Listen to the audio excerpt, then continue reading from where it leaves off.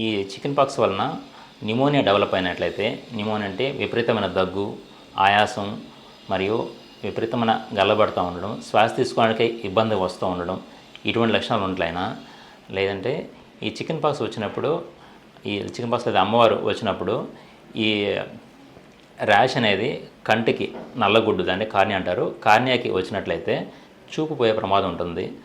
ఈ రెండు కండిషన్లో మనము హాస్పిటల్ అడ్మిషన్ అయ్యి ట్రీట్మెంట్ తీసుకోవాల్సిన అవసరం ఉంటుంది.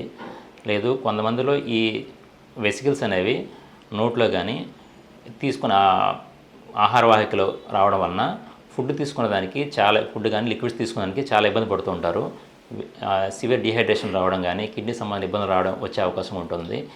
వీళ్ళు హాస్పిటల్లో అడ్మిషన్ చేసుకొని ట్రీట్మెంట్ తీసుకోవాల్సి ఉంటుంది.